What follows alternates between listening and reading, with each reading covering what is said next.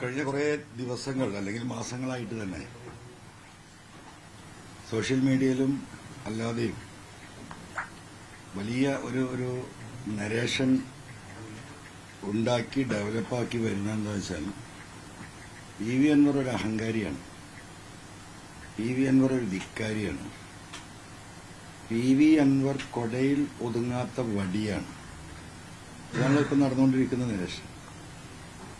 അപ്പോ അതൊന്ന് വിശദീകരിക്കപ്പെടേണ്ടതുണ്ട്. വിശദീകരിക്കുന്ന കേരളത്തിലെ പൊതുസമൂഹത്തിന് മുമ്പിലേക്കാണ്. ജനങ്ങൾക്ക് ഈ കാര്യങ്ങൾ അസസ് ചെയ്യാനുള്ള ഒരു പൊതുസമൂഹം നമ്മുടെ നാട്ടിലുണ്ടല്ലോ. അതുകൊണ്ടാണ് ഇങ്ങനെ ഒരു എന്താ പറയാ വിശദീകരിക്കേണ്ട ഒരു സാഹചര്യം വരുന്നത്. നമ്മൾ കുറച്ച് പുറകോട്ട് പോകേണ്ടതുണ്ട്. കാരണം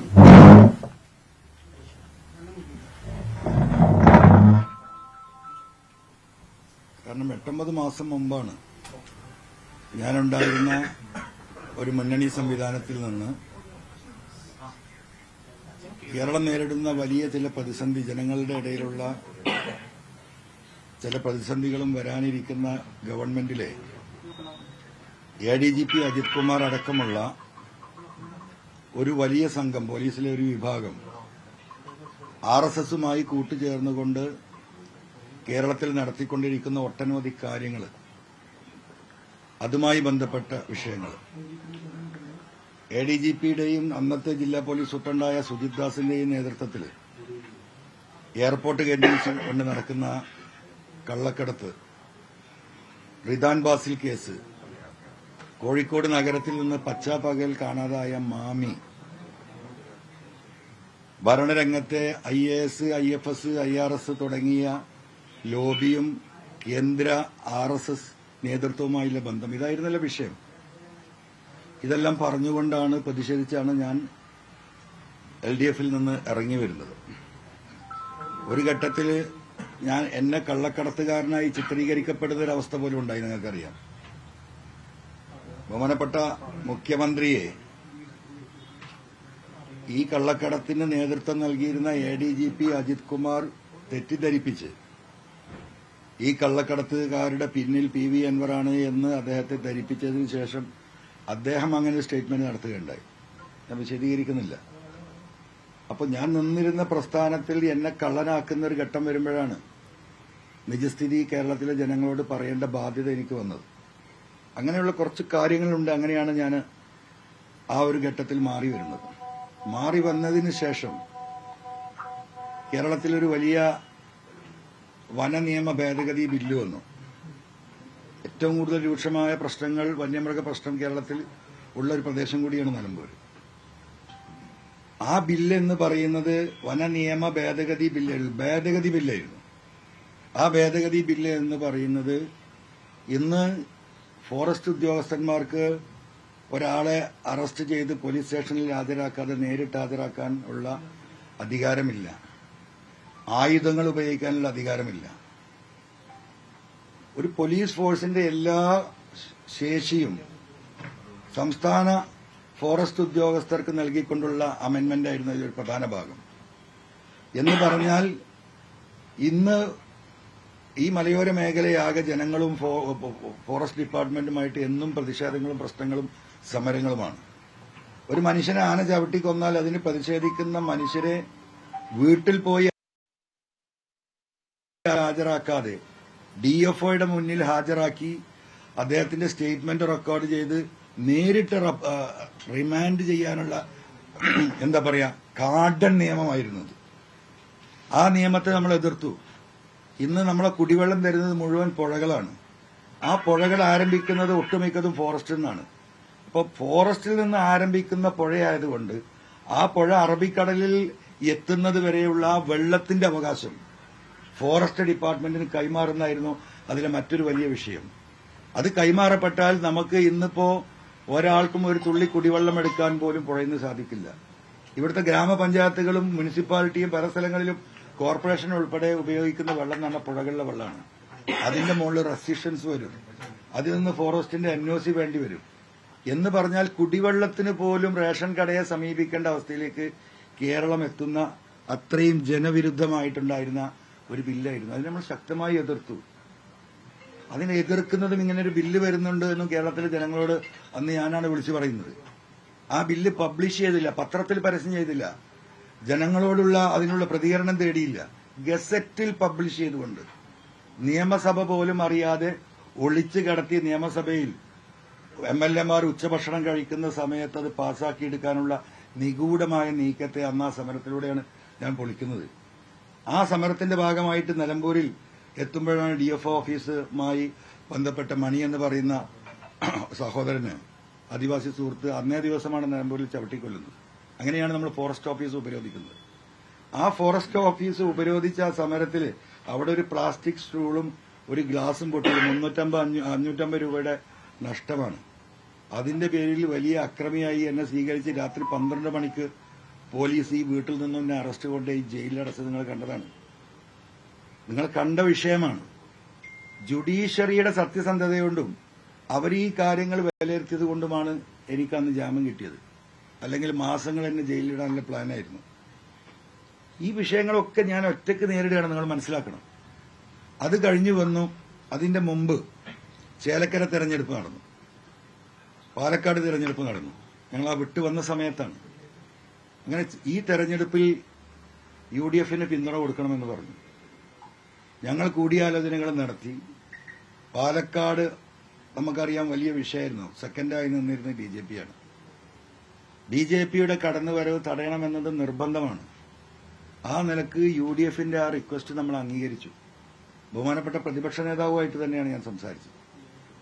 അങ്ങനെ സംസാരിക്കുകയും അവിടെ പ്രവർത്തന രംഗത്തുണ്ടായിരുന്ന വോട്ട് ചോദിച്ച സ്ഥാനാർത്ഥിയായി മുന്നോട്ട് പോയിക്കൊണ്ടിരുന്ന മിൻഹാജ്, ഞങ്ങളവിടെ വലിയൊരു ജില്ലാ സമ്മേളനം, നിയമസഭാ മണ്ഡലത്തിലൊരു സമ്മേളനം വിളിച്ചു ചേർത്ത് പ്രകടനമായി വന്ന് പാലക്കാട് സ്റ്റേഡിയത്തിന്റെ ആ സൈഡിലുള്ള ഞങ്ങളുടെ പൊതുസമ്മേളനത്തിൽ വെച്ച് മിൻഹാജിനെ ഞങ്ങൾ പിൻവലിക്കുകയും UDF-ന് നമ്മൾ പിന്തുണ കൊടുക്കുകയും ചെയ്തു. അവിടെ വലിയ വോട്ടിനെ അവിടെ വിജയിച്ചു. ഞാൻ ആ വോട്ടിന്റെ അവകാശത്തിലേക്കൊന്നും പോകുന്നില്ല. എനിക്കെന്റെ ഈ നാടിനെ പോലെ തന്നെ ബന്ധമുള്ള നാടാണ് പാലക്കാട്. അതെല്ലാവർക്കും അതുമായി ബന്ധപ്പെട്ടവർക്ക് അറിയുന്നതാണ്.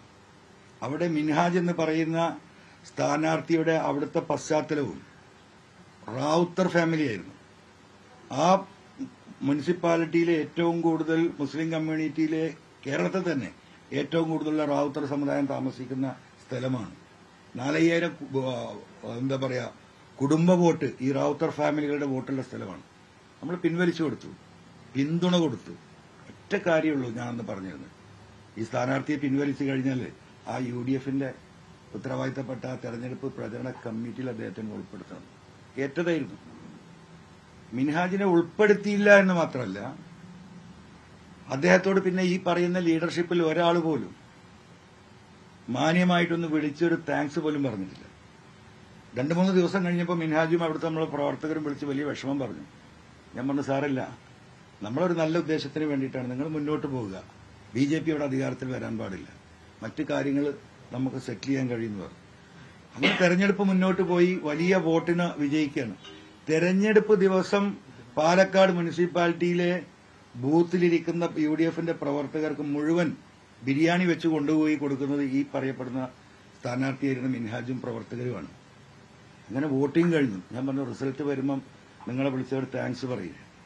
റിസൾട്ട് വന്നതിന് ശേഷം പോലും ഒരു വാക്ക് മിൻഹാജിനോട് പറയാൻ ഒരാളുമുണ്ടായില്ല. അവസാനം മിൻഹാജ് അപമാനിതനായി എന്റെ പാർട്ടി വിട്ട് അദ്ദേഹം CPM പോയി ചേർന്ന പ്രവർത്തകർ. അതൊരു ഭാഗം. അത് കഴിഞ്ഞു വയനാട് പാർലമെന്റ് തെരഞ്ഞെടുപ്പ് വന്നു. നിരുപാധിക പിന്തുണ കൊടുത്തു നമ്മൾ. ഈ പാർലമെന്റ് മണ്ഡലത്തിൽ പ്രിയങ്ക ഗാന്ധിക്ക് വോട്ട് വർദ്ധിച്ചതിൽ ഏറ്റവും കൂടുതൽ വോട്ട് വർദ്ധിച്ചത് നിലമ്പൂർ മണ്ഡലത്തിലാണ്. ഇപ്പൊ UDF-ന്റെ സ്ഥാനാർത്ഥിയായ ഷൌക്കത്ത് തന്നെ പത്രസമ്മേളനത്തിൽ, അതിനുശേഷം നടന്ന സമ്മേളനത്തിൽ PV അൻവറിന്റെയും പ്രവർത്തകരുടെയും സാന്നിധ്യം ഈ വോട്ട് വർധനക്ക് കാരണമായി എന്ന് പറഞ്ഞാണ്. അവിടെ നമ്മൾ പിന്തുണ കൊടുത്തു. നമ്മളൊരു ബാർഗിങ്ങിന് വേണ്ടി അവകാശവാദത്തിനും പോയിട്ടില്ല. അത് കഴിഞ്ഞ് പനമരം പഞ്ചായത്ത് വയനാട്ടിൽ, ആ പനമരം പഞ്ചായത്തിൽ ബെന്നി എന്ന് പറയുന്ന സ്വതന്ത്രനായ പഞ്ചായത്ത് മെമ്പർ തൃണമൂൽ കോൺഗ്രസിൽ ചേരുകയും ബെന്നിയുമായി സംസാരിച്ച് ഒരു മെമ്പറുടെ ഭൂരിപക്ഷത്തിലുണ്ടായിരുന്ന ആ പഞ്ചായത്ത് മറിച്ച് UDF-ന്റെ കയ്യിലേക്ക് കൊടുത്തു. അതിനുശേഷം ബെന്നി ക്രൂരമായി മർദ്ദിക്കപ്പെട്ടു. 10ഓളം ദിവസം അവിടെ ആശുപത്രിയിൽ കിടന്നു. ഈ പറയുന്ന ഉത്തരവാദിത്തപ്പെട്ട ഒരാളും തിരിഞ്ഞു നോക്കിയിട്ടില്ല. അത് പി വി അൻവറിന്റെ നിലപാടാണല്ലോ. നിലപാട് വ്യക്തമാക്കട്ടെ എന്നല്ലേ പറഞ്ഞത്. പി വി അൻവർ വ്യക്തമാക്കിയ നിലപാടുകളെ കുറിച്ച് ഞാൻ പറയുന്നത്. അത് കഴിഞ്ഞ് ഒരു മാസം കഴിയുമ്പോൾ ചുങ്കത്തറ പഞ്ചായത്ത് LDF ഭരണത്തിലായിരുന്നു. ആ പഞ്ചായത്തിലെ വൈസ് പ്രസിഡന്റ് തൃണമൂലിൽ ചേർന്ന് അവിശ്വാസം കൊണ്ടുവന്ന് UDF കൈകളിലേക്ക് എത്തിച്ചു. ഇതും നിലപാടല്ല. അപ്പൊ നിങ്ങൾ ആ ക്രോണോളജി ഒന്ന് ആലോചിക്കണം. അത് കഴിഞ്ഞു. ഇപ്പോ UDF കൊടുത്ത കത്തിന് ഏകദേശം 4 മാസമായി. UDF ലീഡർഷിപ്പ് ഈ മാസം 2-ാം തീയതി കോഴിക്കോട് യോഗം ചേർന്ന് ഞാൻ കൊടുത്ത കത്തിനെ കുറിച്ച് ചർച്ച ചെയ്യുകയും ഞങ്ങളുടെ ആവശ്യം നമ്മളുമായി സഹകരിച്ചു പോകാൻ വേണ്ടി UDF നേതൃത്വം തീരുമാനിക്കുകയും ആ തീരുമാനിച്ച പ്രഖ്യാപനം ബഹുമാനപ്പെട്ട MM ഹസൻ അന്നത്തെ UDF കൺവീനർ എന്ന നിലക്ക് പത്രസമ്മേളനം വിളിച്ച് കോഴിക്കോട് പത്രക്കാരായ നിങ്ങളോട് പറയുകയും UDF ചെയർമാനായ VD സതീശന് ഈ കാര്യങ്ങൾ ഏൽപ്പിച്ചിട്ടുണ്ട്. 2 ദിവസം കൊണ്ട് PV അൻവറുമായി സംസാരിച്ച് ഈ ടേംസ് ആൻഡ് കണ്ടീഷൻസ് തീരുമാനിച്ച് ഞങ്ങൾ സഹകരിച്ച് മുന്നോട്ട് പോകാൻ അദ്ദേഹത്തെ ഏൽപ്പിച്ചിട്ടുണ്ട്. ഒരാഴ്ച കൊണ്ട് ഞങ്ങളത് പബ്ലിക്കായി അദ്ദേഹം അത് ഡിക്ലെയർ ചെയ്യുമെന്ന് പറഞ്ഞു. അതിനുശേഷം ഒരു വിവരവുമില്ല, ഒരു കമ്മ്യൂണിക്കേഷനും ഇല്ല. പലതവണ അദ്ദേഹത്തെ ഫോണിൽ ബന്ധപ്പെടാൻ ശ്രമിച്ചിട്ട് എനിക്ക് കിട്ടിയിട്ടുണ്ടായിരുന്നില്ല. പിന്നെ ഈ മാസം 15-ാം തീയതി അദ്ദേഹത്തിന്റെയും എന്റെയും ഒരു കോമൺ സുഹൃത്തായ എറണാകുളത്തെ ഒരു സുഹൃത്ത് വഴി അദ്ദേഹത്തെ ബന്ധപ്പെടുകയും കഴിഞ്ഞ 15-ാം തീയതി അദ്ദേഹവുമായി ആ സുഹൃത്തിന്റെ വീട്ടിൽ വെച്ച് വിശദമായി കാര്യങ്ങൾ സംസാരിക്കുകയും കേരളത്തിലെ രാഷ്ട്രീയത്തെ എങ്ങനെ കൊണ്ടുപോകണമെന്ന ഞങ്ങളുടെ വ്യക്തമായ കാഴ്ചപ്പാടുകൾ 2026 ഈ ഗവൺമെന്റിനെ താഴെ ഇറക്കാൻ എടുക്കേണ്ട നിലപാടുകളും കാഴ്ചപ്പാടുകളും വിശദമായിട്ട് വളരെ ഫ്രീ ആയിട്ട് അദ്ദേഹവുമായി ചർച്ച ചെയ്യുകയും ഉച്ചഭക്ഷണം കഴിച്ച് അവിടുന്ന് പിരിയുന്ന സമയത്ത് ഈ 15-ാം തീയതി ആ സുഹൃത്തിന്റെ മുന്നിൽ വെച്ച് ബഹുമാനപ്പെട്ട പ്രതിപക്ഷ നേതാവ് നാളെ അല്ലെങ്കിൽ മറ്റന്നാൾ ഞാൻ ഇത് പത്രസമ്മേളനം വിളിച്ച് പറയും. ഞാൻ അദ്ദേഹത്തോട് പറഞ്ഞു, നിങ്ങൾ പത്രക്കുറിപ്പ് കൊടുത്താൽ മതി. അതല്ല, അത് ഞാൻ തന്നെ പറയണത് നല്ല രീതിയിൽ ആ കാര്യങ്ങൾ എക്സ്പ്ലെയിൻ ചെയ്യേണ്ടതുണ്ട്. അതുകൊണ്ട് ഞാൻ 2 ദിവസത്തിനുള്ളിൽ നാളെ അല്ലെങ്കിൽ മറ്റന്നാൾ എക്സ്പ്ലെയിൻ ചെയ്യുമെന്ന്. പിന്നെ ഒരു വിവരമില്ല, എനിക്കൊരു വിവരം ഉണ്ടാവുന്നില്ല. ഞാൻ അതിനിടയിൽ അദ്ദേഹത്തെ കമ്മ്യൂണിക്കേറ്റ് ചെയ്യാൻ ശ്രമിക്കുന്നുണ്ട്. ഈ പറയുന്ന കോൺഗ്രസ് ലീഡർഷിപ്പുമായി ഞാൻ സംസാരിച്ചിട്ടുണ്ട്. ബഹുമാനപ്പെട്ട കുഞ്ഞാലിക്കുട്ടി സാഹിബാണ് ഈ വിഷയത്തിൽ ഞാനൊരു ഒറ്റയാൾ പോരാട്ടം നടത്തുമ്പോൾ നിങ്ങൾ ഒറ്റയ്ക്ക് പോരാടേണ്ട ആളല്ല, ഞങ്ങളൊക്കെ നിങ്ങളുടെ കൂടെയുണ്ട്, നമുക്ക് സഹകരിച്ചു പോകണം, വലിയ വിഷയങ്ങളാണ് നിങ്ങൾ ഉന്നയിച്ചിട്ടുള്ളത് എന്ന് പറഞ്ഞ് എന്നെ കണ്ട് സംസാരിക്കുകയും നിരന്തരമായി ഇത്തരം വിഷയങ്ങളിൽ ബന്ധപ്പെടുകയും ഈ UDF പ്രവേശനത്തിന് മുൻകൈ എടുക്കുകയും ചെയ്തത് ബഹുമാനപ്പെട്ട പാണക്കാട് തങ്ങളും കുഞ്ഞാലിക്കുട്ടി സാഹിബുമാണ് ഒരു ഭാഗത്ത്. അതിന്റെ ഭാഗമായിട്ടാണ് ഈ ഞാൻ മുൻ പറഞ്ഞ ചർച്ചകൾ മുഴുവൻ നടക്കുന്നത്. ആ കുഞ്ഞാലിക്കുട്ടി സാഹിബ് അടക്കം ഉൾപ്പെട്ട UDF യോഗത്തിലാണ് ഇങ്ങനെ ഒരു തീരുമാനം ഉണ്ടാവുന്നത്. പിന്നെ സ്ഥാനാർത്ഥിത്വവുമായി ബന്ധപ്പെട്ട വിഷയങ്ങളിൽ ഞാൻ എന്തിനാണ് രാജിവെച്ചത്? ഞാൻ രാജിവെച്ചതിലെ അന്നത്തെ പ്രധാന വിഷയം ഈ പറയുന്ന വനഭേദഗതി ബില്ലും അതോടൊപ്പം 2-3 കാര്യങ്ങൾ ഉയർത്തിയിട്ടാണ് ഞാൻ രാജിവെക്കുന്നത്. ജനങ്ങൾ നിലമ്പൂരിലെ പല വിഷയങ്ങളും തടസ്സപ്പെടുന്നു. ജനങ്ങൾ എന്തിനു വേണ്ടിയാണോ LDFന് വോട്ട് ചെയ്തത് ആ വിഷയങ്ങളിൽ ആ ഗവൺമെന്റിൽ നിന്ന് പല എതിരായ നടപടികളും ഉണ്ടാകുന്നു. 3-ാമത്തെ കാര്യം, വീണ്ടും LDF ഗവൺമെന്റ് തന്നെ അധികാരത്തിൽ വരാൻ പോകുന്നു. 3-ാമതും പിണറായി ഗവൺമെന്റ് വരുമെന്ന നരേഷൻ ഇവിടെ സൃഷ്ടിക്കപ്പെടാൻ ശ്രമിക്കുന്നു. അത് ശരിയല്ല. നിലമ്പൂരിലെ ഉപതെരഞ്ഞെടുപ്പിലൂടെ കേരളത്തിൽ LDF അല്ല അധികാരത്തിൽ വരാൻ പോകുന്നത്, UDF ആണ് അധികാരത്തിൽ വരാൻ പോകുന്നത് എന്ന ഒരു വോട്ടിംഗ് പാറ്റേണിലൂടെ കേരളത്തിലെ ജനങ്ങളെ ബോധ്യപ്പെടുത്താൻ, ഈ പിണറായി ഗവൺമെന്റിന്റെ അന്ത്യം കുറിക്കാൻ, അതിനല്ലേ ഞാൻ രാജിവെച്ചത്. ആ രാജിവെക്കുമ്പോൾ എന്താ വേണ്ടത്? എല്ലാവരും ഒരുമിച്ച് നിന്ന് ഒരു അഭിപ്രായ വ്യത്യാസവുമില്ലാതെ ഈ ലക്ഷ്യത്തിലേക്കുള്ള പ്രയാണമാണല്ലോ UDF ലീഡർഷിപ്പ് തീരുമാനമാക്കേണ്ടത്. അത് ചെയ്യുമെന്നല്ലേ സ്വാഭാവികമായിട്ടും നമ്മൾ കണക്കുകൂട്ടിയിട്ടുള്ളത്. അതിനുതകുന്ന ഒരു സ്ഥാനാർത്ഥിയാവണ്ടേ? ഷൗക്കത്തുമായി വ്യക്തിപരമായ അഭിപ്രായ വ്യത്യാസങ്ങളുണ്ട്.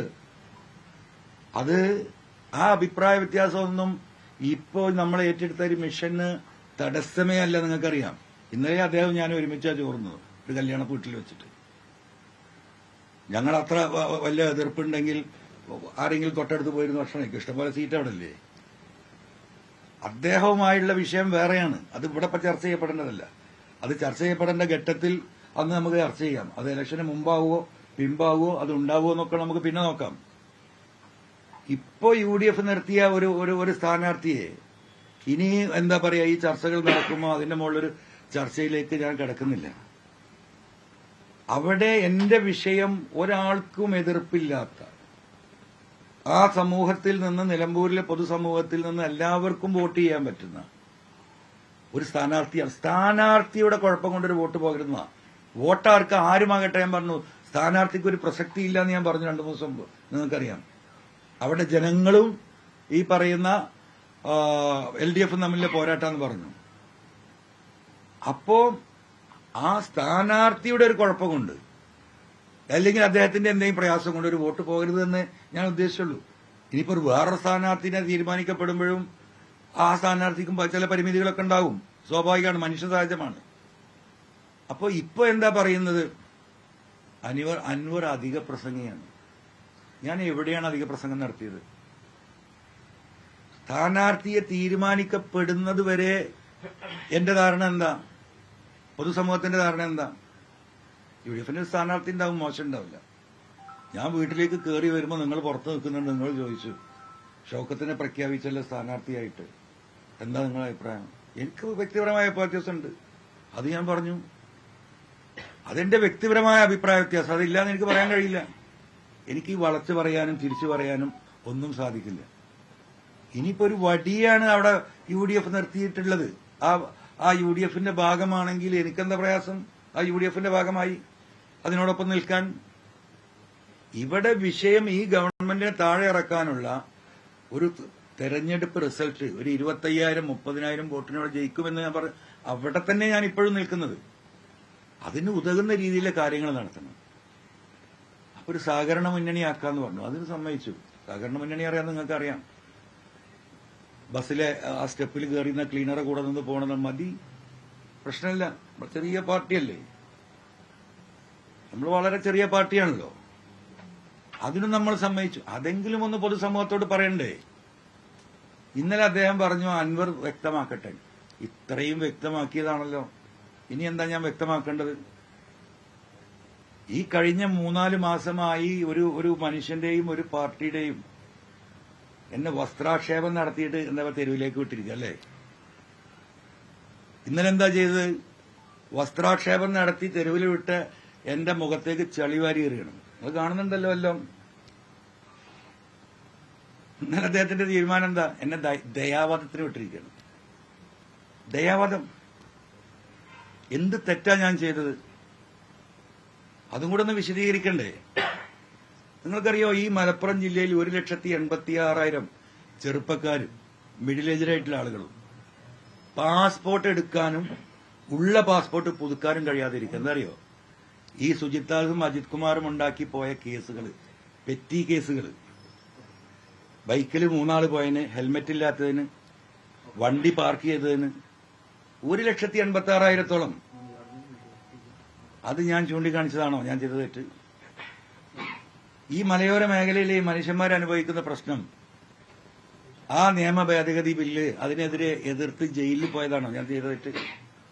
ചിലപ്പോൾ വിശദീകരിക്കപ്പെടണം. ഒരു ജില്ലയാകെ ഏറ്റവും വലിയ വർഗീയവാദികളും വിഘടനവാദികളുമായി രാജ്യത്തിന്റെ മുന്നിൽ, രാജ്യത്തിന്റെ പാർലമെന്റിൽ അവതരിപ്പിക്കാൻ RSSനോടൊപ്പം കൂട്ടുചേർന്ന് നിന്ന അജിത് കുമാർ ആ വിഷയം കേരളത്തിന്റെ സമൂഹത്തിന്റെ മുമ്പിലേക്ക് പറഞ്ഞതാണോ ഞാൻ വിഷയം? ഇതാണല്ലോ PV അൻവർ അധിക പ്രസംഗിയല്ലേ? ജനങ്ങൾക്ക് വേണ്ടി പറയുമ്പോൾ ഞാൻ അധിക പ്രസംഗിയാണ്. ജനങ്ങൾ ആലോചിക്കട്ടെ.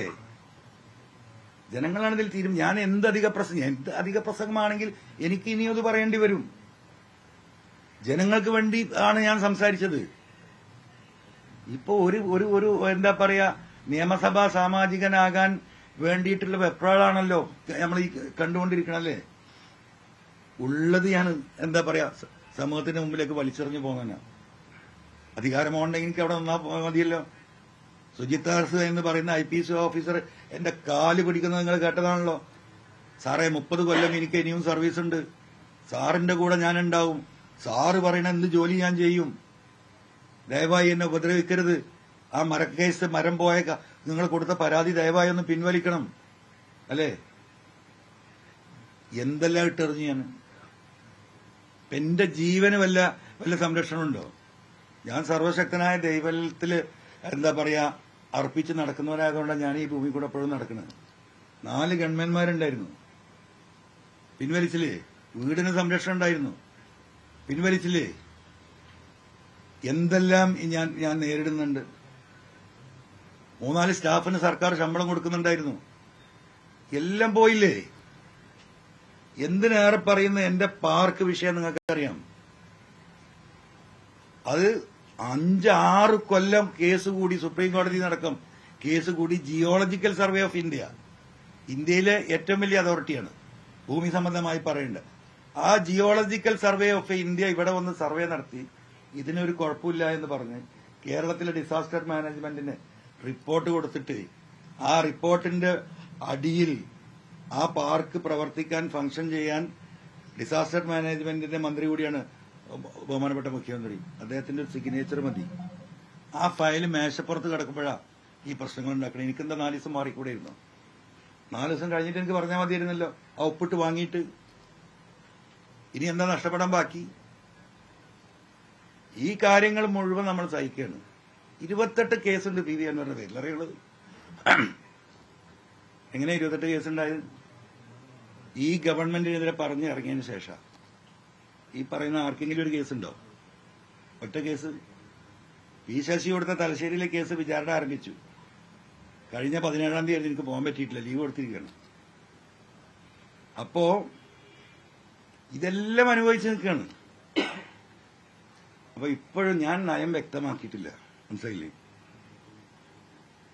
കാല് പിടിക്കുമ്പോൾ മുഖത്ത് ചവിട്ടുക എന്ന് പറഞ്ഞില്ലേ? അപ്പൊ ഞാൻ ഈ കാല് പിടിക്കാനില്ല. ഞാൻ ഈ കാല് പിടിച്ചിരുന്ന കേരളത്തിലെ ജനങ്ങൾക്ക് വേണ്ടിയാ. എനിക്ക് ഒരു അധികാരം വേണ്ട. അങ്ങനെയൊക്കെ ഉണ്ടല്ലോ ഒരു തെറ്റിദ്ധാരണ. എന്താ പറയുക, ചില ആളുകളുടെ ധാരണ കത്രികപ്പൂട്ട് എന്ന് പറയും നമ്മൾ പണ്ടത്തെ ആളുകൾ. ഇങ്ങനെ കുടിക്കിയാൽ, ഇവിടെ പിണറായി ആണല്ലോ, അപ്പൊ ഇവിടുന്ന് ഒരു ഇതാണ് കത്രികപ്പൂട്ട്. ഈ കത്രികപ്പൂട്ടിൽ ഇട്ടിട്ട് ഇങ്ങനെ ആക്കിയാൽ ആരായാലും എന്തെങ്കിലും പറയല്ലോ, സഹായിക്കും. അത് പറയണോ? അങ്ങനെ വിചാരിക്കേണ്ടവര് EV ഈ മനുഷ്യനെ ഞാൻ ഭൂമിയിൽ ഇരിക്കാനാ ഉദ്ദേശിക്കുന്നത്. ഉയർന്ന പീഠത്തിൽ ഇരിക്കാൻ ആഗ്രഹമുള്ളവരുണ്ടാവും. ആ പീഠത്തിന് ചവിട്ട് കൊടുത്ത് ഇറങ്ങിപ്പോന്നവനാ ഞാൻ, അല്ലേ? നിലമ്പൂരിലെ ജനങ്ങൾക്കറിയാലോ, കേരളത്തിലെ ജനങ്ങൾക്കറിയാലോ. ഞാൻ ഈ പറയുന്ന ആശയത്തിന്റെ പിന്നിൽ ലക്ഷക്കണക്കിന് ആളുകളുണ്ട്. അവരെ നിങ്ങൾ കാണൂല. അവരെ പോളിംഗ് ബൂത്തിൽ എത്തുമ്പോഴേ കാണുള്ളൂ. അവർ പ്രാർത്ഥനയിൽ അവർക്ക് മിണ്ടാൻ കഴിയില്ല. കാരണം അവർ ആശ്രിതരാണ്. ജീവിതത്തിന്റെ അറ്റം മുട്ടിക്കാൻ പ്രയാസപ്പെടുന്ന പാവപ്പെട്ട മനുഷ്യരാണ്. അതിലെല്ലാ ജാതിയും എല്ലാ മതവും എല്ലാ രാഷ്ട്രീയക്കാരും ഉണ്ട്. അവരുടെ പ്രാർത്ഥനയും എന്താ പറയാ അവരുടെ മാനസിക സപ്പോർട്ടാണ് മുന്നോട്ട് പോകുന്നത്. ഈ ഗവൺമെന്റിനെതിരെ വസ്തുനിഷ്ഠമായിട്ട് ഇത്രയും കാര്യങ്ങൾ ജനങ്ങളുടെ മുന്നിൽ ബോധ്യപ്പെടുത്താൻ ആർക്കാ സാധിച്ചിട്ടുള്ളത്? നിങ്ങൾക്കൊന്ന് സത്യസന്ധമായി ആലോചിച്ചേക്ക്. ഇവിടെ ഇപ്പൊ ഇന്ന് ചർച്ച ചെയ്യപ്പെടുന്ന പിണറായിസം അടക്കം മിനിഞ്ഞാന്ന് ഞാൻ പത്രസമ്മേളനം നടത്തിയല്ലോ. നാഷണൽ ഹൈവേ കേരളത്തിൽ ഇന്ത്യയിലെ ചരിത്രത്തിൽ ആദ്യമായിട്ട് നാഷണൽ ഹൈവേക്ക് പൈസ കൊടുത്തത് ഞങ്ങളൊരു ഗവൺമെന്റായി എന്ന് പറഞ്ഞാണ് നിരന്തരമായി ഇവിടെ വാദം നടത്തി പ്രചരണം നടത്തിക്കൊണ്ടിരിക്കുന്നത്. മിനിഞ്ഞാന്ന് ആ കടലാസ് ഞാൻ തരുമ്പോഴല്ലേ കേരളത്തിലെ ഇന്ത്യയിലെ 13 സംസ്ഥാനങ്ങൾ 50%, 100% കൊടുത്തു തരണം. ഈ പറയുന്ന ഉത്തരവാദിത്തപ്പെട്ടവരൊക്കെ ഒരു കടലാസേറ്റ് വന്ന ജനങ്ങളെ ബോധ്യപ്പെടുത്താൻ. ഈ സർക്കാരിന്റെ മോശപ്പെട്ട എല്ലാ പ്രവർത്തികളും എന്ത് മോശപ്പെട്ടത് എന്താണെന്ന് പറയണ്ടേ? ഇവിടെ പ്രോഗ്രസ് റിപ്പോർട്ട് ഇറക്കി. ആരാ കൗണ്ടർ ചെയ്തത്?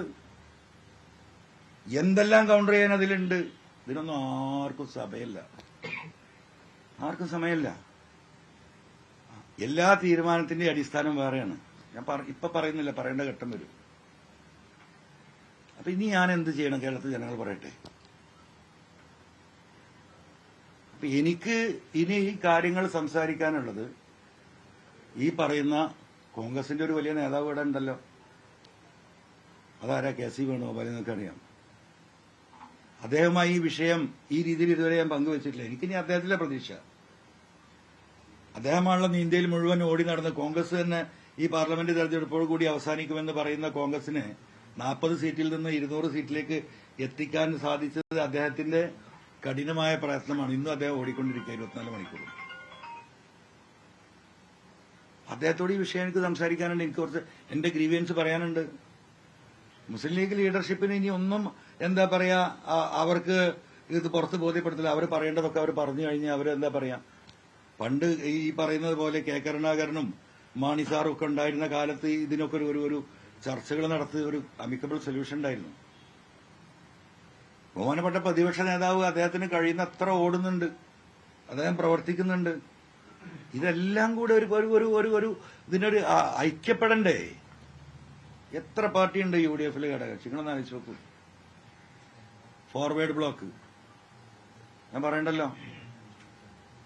ഇപ്പൊ ഇവിടെ കുന്നമംഗലത്തൊരു എന്താണ് പ്രവാസി കോൺഗ്രസ് ആണ്, ഘടകകക്ഷിയാണ്. നിങ്ങൾക്ക് ആർക്കെങ്കിലും അറിയാം? ആ പാർട്ടി കമ്പ്യൂട്ടറിൽ മാത്രമാണ്, ഇത് സോഫ്റ്റ്വെയറിൽ മനുഷ്യന്മാരില്ല. ഘടകകക്ഷിയാണ്. ഇവിടെ 20 കിലോമീറ്റർ ഉള്ളൂ നിലമ്പൂരിൽ നിന്ന് ഗൂഡല്ലൂർക്ക് തമിഴ്നാട്ടിലേക്ക്. അവിടെ ഈ പറയുന്ന കോൺഗ്രസും CPM-ഉം DMK-യും TMC-യും എല്ലാം ഒന്നാണ്. അപ്പൊ എന്ത് ന്യായമാണ് ഇതിനൊക്കെ? ഓരോ സംസ്ഥാനത്തും നടക്കുന്ന രാഷ്ട്രീയ അലയൻസുകൾ നമുക്കറിയില്ലേ? അപ്പൊ എന്താണ് ഞാൻ ചെയ്ത കുറ്റം? ഇനി ഞാൻ എന്ത് ചെയ്യണം? ആരെ കാല് പിടിക്കണം ഈ ഗവൺമെന്റിന് താഴെ ഇറക്കാൻ? എനിക്കൊരു ചുക്ക് നിങ്ങൾ തരണ്ട. എന്റെ കൂടെ കുറെ മനുഷ്യന്മാരുണ്ട്. അൻവർ നയം വ്യക്തമാക്കട്ടെ എന്ന് പറഞ്ഞാൽ അൻവറിന് ഇനി നയം വ്യക്തമാക്കണമെങ്കിൽ എന്റെ പാർട്ടി ലീഡർഷിപ്പ് പോയിട്ട് ആലോചിക്കണം. എന്നെ വിശ്വസിക്കുന്ന കുറെ ആളുകളുണ്ട് ഈ സംസ്ഥാനത്തിന്റെ പല ഭാഗത്തും. എനിക്കൊരു പാർട്ടിയുണ്ട്, AITC. പാർലമെന്റിലെ 3ാമത്തെ പാർട്ടിയാ. 42 MP-മാരുള്ള, 200ഓളം MLA-മാരും മുഖ്യമന്ത്രിയുള്ള. അവരോട് എനിക്ക് സംസാരിക്കണ്ടേ? ഓരോ ദിവസവും അവർ വിളിച്ചുകൊണ്ടിരിക്കുകയാണ്. UDF മിനിയാന്ന് സ്ഥാനാർത്ഥി അനൗൺസ് ചെയ്ത് കണ്ടിട്ട് അവർ വിളിച്ചു, എന്തായി നമ്മുടെ കാര്യം? നമ്മൾ അണ്ടർ ഡിസ്കഷനിലാണ്, it's going on, we will inform you. അപ്പൊ അവർ പറഞ്ഞത് നിങ്ങൾ നാണം കെട്ട ഒരു തീരുമാനത്തിന് പോകണ്ട, you go and give the nomination, Didi will come there. TMC-യുടെ സ്ഥാനാർത്ഥിയെ നിർത്തിയാൽ ബംഗാൾ മുഖ്യമന്ത്രി മമതാ ബാനർജി തെരഞ്ഞെടുപ്പ് പ്രചരണത്തിന് വരും. 10 മന്ത്രിമാരെ അയച്ചു തരാമെന്ന് പറഞ്ഞിട്ടുണ്ട്. 10 ministers, what ever MPs you required, you give me the details. കേരളത്തിൽ പരിചിതമായ രാജ്യത്തിന്റെ പാർലമെന്റിൽ അതിശക്തമായി സംസാരിക്കുന്ന MP-മാരുണ്ട്. അവർ വരും പ്രചരണത്തിന്. They are ready to support us. ഇതൊക്കെ നിൽക്കുമ്പോഴും എന്താ അറിയോ, നമ്മൾ ലക്ഷ്യം വെച്ചൊരു സംഗതിയുണ്ട്, ആ ലക്ഷ്യത്തിന് വേണ്ടി നീങ്ങുക. അപ്പൊ ദയാവധത്തിന് വിട്ടിരിക്കുകയാണ്. അപ്പൊ എനിക്ക് ഇനി സംസാരിക്കാനുള്ളത് ബഹുമാനപ്പെട്ട KC വേണുഗോപാലിനോടും കോൺഗ്രസിന്റെ ഉന്നത നേതാക്കന്മാര് എന്നെ ബന്ധപ്പെടുന്നുണ്ട്. ഞാനിത് പ്രചരിപ്പിക്കാൻ പോലില്ല. ബഹുമാനപ്പെട്ട K സുധാകരൻ മിനിയാന്ന് കണ്ട വിവരം ഞാൻ നിങ്ങളോടാരും പറഞ്ഞിട്ടില്ല. അദ്ദേഹം പറയുമ്പോഴാണ് നിങ്ങൾ അറിയുന്നത്. ബഹുമാനപ്പെട്ട രമേശ് ചെന്നിത്തല നിരന്തരമായി ഈ കാര്യങ്ങൾ സംസാരിച്ചുകൊണ്ടിരിക്കുന്നുണ്ട്. ഇപ്പൊ ഇന്നലെ നോക്കൂ നിങ്ങൾ, Kozhikode DCC president Praveen, KPCC general secretary Jayant, CMP-യുടെ നേതാവ് നമ്മുടെ MVR ഹോസ്പിറ്റലിന്റെ ചെയർമാനായ ദാസേട്ടൻ ഇന്നലെ ഇവിടെ വന്നല്ലോ ഉച്ചക്ക്, നിങ്ങൾ കണ്ടതാണല്ലോ. അവർക്ക് എന്തിനാ വരുന്നത്? അവർക്ക് എന്താ പറയാ, ആ കോൺഗ്രസിനോടുള്ള സ്നേഹവും വ്യക്തിപരമായി എന്നോടുള്ള ബന്ധവും UDF ഇവിടെ വരണം എന്നുള്ള താല്പര്യത്തിലാണ് വരുന്നത്. അപ്പൊ അത് നമ്മൾ മനസ്സിലാക്കണ്ടേ? പ്രവീൺ ഇന്ന് കേരളം കണ്ട ഏറ്റവും വലിയ DCC ഓഫീസാണ്. നിങ്ങൾ കണ്ടതാണല്ലോ. നിങ്ങൾ 5-8 ആയിരം കോടി രൂപ കോൺഗ്രസുകാരിൽ നിന്നും ജനങ്ങളിൽ നിന്നും പിരിച്ച് ഇങ്ങനെ ഒരു DCC ഓഫീസ് ഉണ്ടാക്കാൻ കഴിയുമെന്ന് പ്രൂവ് ചെയ്ത ജനകീയനായ നേതാവാ, ജനങ്ങളുടെ ഇടയിൽ ജയിക്കുന്നവനാ. ഒപ്പത്തിനൊപ്പം ജയന്തുണ്ട് KPCC ജനറൽ സെക്രട്ടറി. ഇവരൊക്കെ വർക്ക് ചെയ്ത് ഇവർ വന്നു പോയി. നമ്മൾ വല്ലതും പറഞ്ഞോ? അവർ സുഹൃത്ത് സംഭാഷണത്തിൽ വന്ന കെ മുരളീധരൻ 10 വട്ടം എന്നെ വിളിച്ചിട്ടുണ്ട്. പാവം, നിങ്ങൾ സൈക്കി, നിങ്ങൾ അഡ്ജസ്റ്റ് ചെയ്യുമെന്ന് പറഞ്ഞിട്ട്. അപ്പൊ ഇതൊക്കെ നടക്കുന്നുണ്ട്. മുസ്ലിം ലീഗിന്റെ നേതാക്കന്മാർ ഇന്നലെ 2 പ്രാവശ്യം കണ്ടു ഞാൻ. വൈകുന്നേരം വഹാബ് MP വീട്ടിൽ വെച്ച് കണ്ടു. പ്രയാസമുണ്ട് അവരിത് പറയുമ്പോ. നമുക്ക് എന്ത് ചെയ്യും? അപ്പോ ഇനിയുള്ള കാര്യങ്ങൾ ഞാൻ ഈ പറഞ്ഞതുപോലെ ബഹുമാനപ്പെട്ട KC വേണുഗോപാലിനെ കൂടി കണ്ട് സംസാരിച്ച് ഇതിനൊരു പരിഹാരം ഉണ്ടാക്കാൻ കഴിയുമെന്ന് ഞാൻ നോക്കും. മുസ്ലിം ലീഗ് ലീഡർഷിപ്പിനോട് ഞാൻ ഇന്നലെ പറഞ്ഞിട്ടുണ്ട്. അങ്ങനെ ഒരു പരിഹാരം, മാന്യതയൊന്നും വേണ്ട. നമ്മൾ അഴിച്ചുവിട്ട മുണ്ടും ഷർട്ടൊക്കെ ഉണ്ടല്ലോ, നഗ്നനായി നടക്കാണല്ലോ PV Anwar, അതൊന്നും ഉടുക്കാൻ. അപ്പൊ നോക്കാം നമുക്ക്.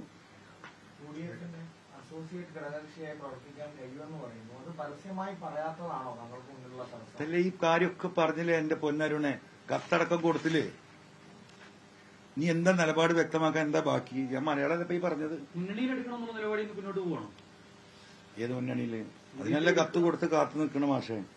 മുരളീധരൻ വിളിക്കുന്നു, രമേശ് വിളിക്കുന്നു, സുധാകരൻ വിളിക്കുന്നു, ഇവരൊക്കെ കോണ്ടാക്ട് ചെയ്യുന്നു. പക്ഷെ VD സതീശൻ മാത്രം താങ്കളെ ബന്ധപ്പെടുന്നില്ല എന്നാണ് പറഞ്ഞു വെക്കുന്നത്. താങ്കൾ പലതവണ അദ്ദേഹത്തെ ഞാനൊന്ന് ചോദിക്കട്ടെ, അദ്ദേഹത്തെ ആണല്ലോ UDF ചുമതലപ്പെടുത്തിയിട്ടുള്ളത് എന്നോട് സംസാരിക്കാൻ. അപ്പം എന്നോട് അദ്ദേഹം സംസാരിച്ചിട്ടുണ്ട്. ആ സംസാരിച്ച കാര്യം പുറത്തു പറയണ്ടേ? അതിനാണ് അദ്ദേഹത്തെ ഡിക്ലെയർ ചെയ്യാനുള്ള അദ്ദേഹത്തെ ഏൽപ്പിച്ചത്. ഈ നിമിഷം വരെ ഇല്ലല്ലോ. ഒരുപാട് വലിയ മണ്ഡലത്തിലുണ്ടെന്ന് പറഞ്ഞു പാർട്ടി എല്ലാവർക്കും അറിയേണ്ട ഒരു കാര്യം, താങ്കൾ നിലമ്പൂരിൽ മത്സരിക്കുന്നു. അതൊക്കെ അത് 2 ദിവസം കഴിഞ്ഞിട്ടേ പറയാൻ പറ്റുള്ളൂ. ഞങ്ങളുടെ നാളെ സ്റ്റേറ്റ് എക്സിക്യൂട്ടീവ് ഉണ്ട്, മറ്റന്നാള് സ്റ്റേറ്റ് കമ്മിറ്റി ഉണ്ട്.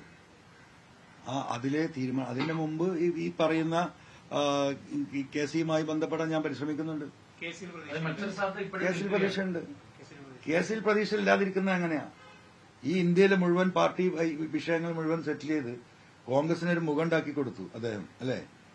അദ്ദേഹത്തിന് നല്ല ലീഡർഷിപ്പ് ക്വാളിറ്റി ഉണ്ടല്ലോ. അദ്ദേഹത്തിന് പ്രതീക്ഷയുണ്ട്, അദ്ദേഹമായിട്ട് സംസാരിക്കും. ഇല്ല, ഈ വിഷയവുമായി ബന്ധപ്പെടാൻ ഇല്ല. ഞാനിപ്പോ ശ്രമിക്കുന്നു. ഞാൻ അത് കഴിഞ്ഞിട്ട് അദ്ദേഹത്തെ ബന്ധപ്പെടാൻ ശ്രമിക്കുള്ളൂ. അദ്ദേഹത്തെ ബന്ധപ്പെടാൻ എനിക്കൊരു പ്രയാസമില്ല. ഇപ്പൊ ഈ പറയുന്നത് പോലെ രമേശ് ചെന്നിത്തല യൂത്ത് കോൺഗ്രസിന്റെ സംസ്ഥാന പ്രസിഡന്റ് ആകുമ്പോഴാണ് ഞാൻ സംസ്ഥാന ജില്ലാ വൈസ് പ്രസിഡന്റ് ആവുന്നത്. KCയുടെ കൂടെ 5 വർഷം ഞാൻ യൂത്ത് കോൺഗ്രസിന്റെ മലപ്പുറം ജില്ലാ വൈസ് പ്രസിഡന്റ് ആയിട്ടുണ്ട്. അന്ന് അദ്ദേഹം സ്റ്റേറ്റ് പ്രസിഡന്റാ. അദ്ദേഹം KSU സ്റ്റേറ്റ് പ്രസിഡന്റ് ആകുന്ന സമയത്ത് KSU എന്താ പറയാ മമ്പാട് കോളേജുമായി ബന്ധപ്പെട്ട് അദ്ദേഹത്തോട് നിൽക്കുന്നുണ്ട്. അദ്ദേഹത്തിന് നല്ല ഇവരോടൊക്കെ ഉള്ള നല്ല സൗഹൃദം ഉള്ള വ്യക്തി തന്നെയാണ് ഞാൻ. എനിക്ക് എന്താ പറയാ പ്രതിപക്ഷ നേതാവുമായിട്ടുള്ള പൊളിറ്റിക്കൽ ബന്ധം വളരെ കുറവാണ്. കാരണം അദ്ദേഹം 2001 MLA ആയിട്ട് വരുന്നത്. നമ്മൾ 2004, 2005 കൂടിയിട്ട് എന്തായി DICയും ബാക്കിയുള്ളതായിട്ട് അവിടുന്ന് പോരുന്നുണ്ട്. അപ്പം 80 തൊട്ട് 2001 വരെയല്ലേ 20 കൊല്ലത്തെ ആ കാലഘട്ടത്തിലുള്ള ബന്ധങ്ങളാണ്. അന്ന് അദ്ദേഹം സജീവ രാഷ്ട്രീയത്തിലില്ല. അദ്ദേഹം 2001 തെരഞ്ഞെടുപ്പോട് കൂടിയിട്ടാണ് പ്രധാന രാഷ്ട്രീയത്തിലേക്ക് വരുന്നത്. ആ സമയമാകുമ്പോഴേക്കും എന്തായി നമ്മൾ ഇപ്പുറത്ത് എത്തിയിട്ടുണ്ട്. അല്ല, അതിനി UDF തീരുമാനിക്കട്ടെ, നമുക്ക് നോക്കാം. VD സതീശൻ പറയുന്ന ഒരു കാര്യം, PV Anwar UDFനും അതുപോലെ തന്നെ ആര്യാട് ചോക്കനും പിന്തുണ പ്രഖ്യാപിക്കട്ടെ, മാക്സിമം പിന്തുണ പ്രഖ്യാപിക്കട്ടെ. അപ്പോൾ അതിനുശേഷം മുന്നിലെ പ്രവേശനവുമായി ബന്ധപ്പെട്ട് അത് ഞാൻ KCയെ സംസാരിക്കട്ടെ. ഇപ്പം രമേശ് ചെന്നിത്തലയും KS ബാലനോടൊപ്പം നിരന്തരം സംസാരിക്കുന്നു പറയുന്നു. അപ്പോൾ പലതവണ ഈ കത്ത് കൊടുത്തു, സംസാരിച്ചു, ഈ നിലപാട് വ്യക്തമാക്കാൻ VD സതീശനോട്. അപ്പൊ അദ്ദേഹം വ്യക്തിപരമായിട്ട് തീരുമാനമായിട്ട് തോന്നുന്നുണ്ടോ? UDF ഒരു തീരുമാനമല്ലാന്ന് തോന്നുന്നുണ്ടോ? VD സതീശൻ ഇപ്പൊ പറയുന്നില്ല. അല്ല, അതിനെ പറ്റിയൊന്നും ഞാൻ പറയാനില്ല. എനിക്ക് ഇനി ബഹുമാനപ്പെട്ട KCയെ കണ്ടതിന് ശേഷം അതിനെക്കുറിച്ച് ഞാൻ കമന്റ് ചെയ്യുള്ളൂ. KCയുടെ തീരുമാനം വരുന്നവരെയും താങ്കൾ മത്സരിക്കാനുള്ള സാധ്യതകൾ നിൽക്കുകയാണ്. അല്ല, മത്സരിക്കാൻ നോമിനേഷൻ കൊടുക്കാൻ 2-ാം തീയതി വരെ സമയമുണ്ടല്ലോ. ഈ തൃണമൂൽ ദേശീയ കോൺഗ്രസ് നേതൃത്വം പറയുന്നത് തൃണമൂൽ ദേശീയ തരത്തിലുള്ള പ്രശ്നങ്ങളാണ് ഇവിടെ ഘടകകക്ഷിയാക്കുന്നതിനുള്ള ബുദ്ധിമുട്ട് എന്നാണ്. ആ ഒരു സാഹചര്യം ഇങ്ങനെ നിൽക്കുമ്പോൾ പിന്നെ അതെങ്ങനെ പരിഹരിക്കാൻ പറ്റും? അത് KCയായിട്ട് സംസാരിക്കാമല്ലോ. അതാണല്ലോ ഇപ്പൊ ഞാൻ പറഞ്ഞത്. ഇപ്പൊ ഈ ഫോർവേഡ് ബ്ലോക്ക് അടക്കം പല സംഘടനകളും അപ്പുറത്ത് നിൽക്കുന്നതൊക്കെ ഇവിടെ ഒരുമിച്ചുണ്ടല്ലോ, അല്ലേ? എന്താണ് ഒരു പ്രവാസി കോൺഗ്രസ് അടക്കം. അപ്പൊ അതിലും താഴെയാണോ PV Anwar? അതാണല്ലോ അതിന്റെ അടിസ്ഥാനം. മാർക്കറ്റിൽ കൂട്ടാനേ പറ്റാത്ത ചൊറിയും ചിരങ്ങും പിടിച്ചെടുത്തനല്ലേ, അല്ലേ? അതാണല്ലോ. ആയിക്കോട്ടെ, അങ്ങനെയാണോ ഞാൻ എന്ന് എനിക്ക് കേസിനോടൊന്ന് ചോദിക്കണ്ടേ? അന്ന് പ്രതീക്ഷിക്കുന്ന ഒരു കൺക്ലൂഷൻ എന്ന് പറയുന്നത് UDF-മായി സഹകരിപ്പിക്കാം എന്നൊരു പരസ്യമായ അനൗൺസ്മെന്റ് കോൺഗ്രസിന്റെ അതൊക്കെ ഞാൻ കേസി ഇനി ആ കാര്യത്തിൽ എനിക്ക് എന്തെങ്കിലും ഫൈനലായിട്ടുള്ളൊരു ഡിസിഷൻ എടുക്കണമെങ്കിൽ KC-യുമായി സംസാരിച്ചതിന് ശേഷമേ ഞാൻ അതിന്റെ മുകളിൽ തീരുമാനിക്കും. ഈ 15-ാം തീയതി വി ഡി സതീഷനുമായി കൂടിക്കാഴ്ച നടത്തി നാളെ അല്ലെങ്കിൽ മറ്റന്നാൾ അതിന്റെ ഒരു പ്രഖ്യാപന ഡിക്ലറേഷൻ നടത്താമെന്ന് വി ഡി സതീഷന് ഉറപ്പ് നൽകിയെന്ന് പറയുന്നു. പിന്നെ എന്തുകൊണ്ടാണ് വി ഡി സതീശൻ അതിൽ നിന്ന് പിന്നോട്ട് പോയെന്ന് കരുതുന്നത്? ഇലക്ഷൻ ഇല്ല. ഞാൻ പറഞ്ഞു വിശദീകരിക്കാം. അത് വിശദീകരിക്കേണ്ട ഒരു ഘട്ടം ചിലപ്പോൾ വരും, വി.ഡി. സതീശൻ മാത്രമാണോ ചിലപ്പോൾ വരും. മനസ്സിലായോ? എങ്ങനെ ഷൗക്കത്ത് സ്ഥാനാർത്ഥിയായി എന്നും എന്തുകൊണ്ട് സ്ഥാനാർത്ഥിയായി എന്നും PV അൻവറിനെ ഡിക്ലെയർ ചെയ്യാത്ത എന്താണെന്നൊക്കെ എനിക്കറിയാം. ഞാനിത് പറഞ്ഞ് കുളങ്ങരക്കാൻ നിൽക്കുന്നില്ല. വസ്തുതകൾ വെച്ചിട്ട് ഞാൻ സംസാരിക്കും കേരളത്തിലെ ജനങ്ങളോട്. ഇപ്പൊ എന്താണെന്നറിയോ, അത് നമ്മൾ ചെയ്യുന്നത് ശരിയല്ല. കേരളത്തിലൊരു പൊതുസമൂഹം ഈ ഗവൺമെന്റിനെ താഴെ ഇറക്കാൻ വേണ്ടിയിട്ട് പട്ടിണി കിടന്ന് പണിയെടുക്കുന്ന മുസ്ലിം ലീഗിന്റെ പ്രവർത്തകരും കോൺഗ്രസിന്റെ പ്രവർത്തകരും മറ്റു സംഘടനാ പ്രവർത്തകരും ഇവിടെ ഉണ്ട്. അവർ വലിയ നിരാശയിലും വേദനയിലാണ്. അവരുടെ നെഞ്ചത്ത് ചവിട്ടാൻ ഞാൻ ഇപ്പില്ല. അതിന് വില കൽപ്പിക്കുന്നവനെ ഞാൻ സാധാരണക്കാരായ പ്രവർത്തകർക്ക്, ആ UDF-ന്റെ പ്രവർത്തകർക്ക്. അതുകൊണ്ട് ഞാൻ ഇപ്പോ ഒന്നും ഞാൻ പറയുന്നില്ല. പറയേണ്ട ഘട്ടം വന്നാൽ എന്തുകൊണ്ടാണ് ഷൗക്കത്ത് സ്ഥാനാർത്ഥിയാവരുത് എന്ന് ഞാൻ പറഞ്ഞതും അതിന്റെ പ്രത്യാഘാതം എന്താണെന്നും എങ്ങനെയാണ് സ്ഥാനാർത്ഥി ആയത് എന്നും ബഹുമാനപ്പെട്ട പ്രതിപക്ഷ നേതാവിനെ ആരാണ് പറ്റിച്ചതെന്നും അത് എങ്ങനെയാണ് പറ്റിച്ചതെന്നും ഒക്കെ പറയേണ്ട ഒരു ഘട്ടം വരുമ്പോൾ നോക്കാം. ഇത് പ്രതിപക്ഷ നേതാവ് മാത്രമല്ല. ഒരു 8 മിനിറ്റ് ഞാൻ എന്താ, ഇത് ഒരു പ്രതിപക്ഷ നേതാവ് ഒരു കുറ്റക്കാരനാവുന്ന അവസ്ഥയിലേക്ക് കാര്യങ്ങൾ പോണ്ട. അദ്ദേഹം ഇതില് പൂർണ്ണമായും കുറ്റക്കാരനെന്നുള്ള അഭിപ്രായം എനിക്കില്ല. അദ്ദേഹത്തെ ഈ കുഴിയിൽ കൊണ്ടുപോയി ചാടിച്ച 1-2 ആളുകളുണ്ട്. മനസ്സിലായില്ലേ? അത് ചർച്ച ചെയ്യപ്പെടേണ്ട ഒരു മേഖല വരുമ്പോൾ ഞാൻ നിലമ്പൂരിലെ ജനങ്ങളോട് പറയുന്നു, നിലമ്പൂരിലെ ജനങ്ങൾക്ക് എന്നെ വേണ്ടെങ്കിൽ വേണ്ട, ഈ സാധുക്കൾക്ക് വേണ്ടി, ഈ മനുഷ്യർക്ക് വേണ്ടി, ഈ സമൂഹത്തിന് വേണ്ടിയിട്ട്, ഈ സമുദായത്തിന് വേണ്ടി സംസാരിച്ചിട്ടാണല്ലോ ഈ കോലത്തിൽ ഞാനായത്. ആ ജനങ്ങളോടാണ് എനിക്ക് ഇനിയും സംസാരിക്കാനുള്ളത്. അങ്ങനെ ഒരു ഘട്ടം വരുമ്പം പറയും. അത് ജനങ്ങൾ തീരുമാനിച്ചോട്ടെ. കേസുമായുള്ള ചർച്ചകൾ ഉൾപ്പെടെ ഒരു തീരുമാനത്തിലെത്തിയില്ലെങ്കിൽ മത്സരിക്കാനാണ് തീരുമാനം. ഒരു സംശയം കരുതണ്ട, TMCയുടെ സ്ഥാനാർത്ഥി ഉണ്ടാവും, മത്സരിക്കും.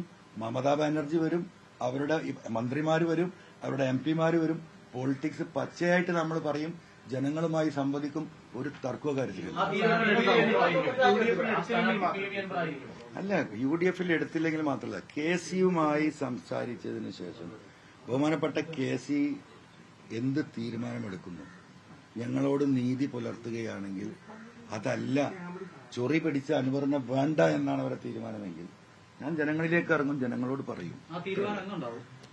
പൊന്നാര മാഷേ, ഇതല്ലേ ഈ പറയുന്നത്? നിങ്ങൾ ഈ പറഞ്ഞെന്നെ പറയിക്കല്ലേ? കേസിനെ കണ്ടിട്ടത് പറയുന്നില്ലേ? സ്ഥാനാർത്ഥിയാക്കാമെന്നുള്ള ഉറപ്പ് PV അൻവർ നേരത്തെ UDF നേതൃത്വം തന്നിരുന്നു. നിങ്ങൾ ആരെയും സ്ഥാനാർത്ഥിയാക്കും, നിങ്ങളെ നിലപാടിൽ ഉറച്ചു നിൽക്കല്ലേ? പബ്ലിക്കിന്റെ ഇടയിൽ ഞങ്ങൾക്ക്, കോൺഗ്രസിന്റെ ഇടയിൽ ഞങ്ങൾക്ക് പ്രശ്നമുണ്ട്. നിങ്ങൾ ഡിക്റ്റേറ്റ് ചെയ്ത പോലെയായി. ഞാൻ ഒരിക്കലും അങ്ങനെ ഉദ്ദേശിച്ചില്ല, പക്ഷെ അങ്ങനെ ആയിപ്പോയി. അങ്ങനെയാണല്ലോ ഇന്നത്തെ നമ്മളെ സോഷ്യൽ മീഡിയയും സംവിധാനങ്ങളും. അതുകൊണ്ടാണ് ഞാൻ ആവർത്തിച്ച് ഞാൻ പറഞ്ഞുകൊണ്ട് ആരെ തീരുമാനിച്ചാലും ഞാൻ പിന്തുണക്കുമെന്ന്.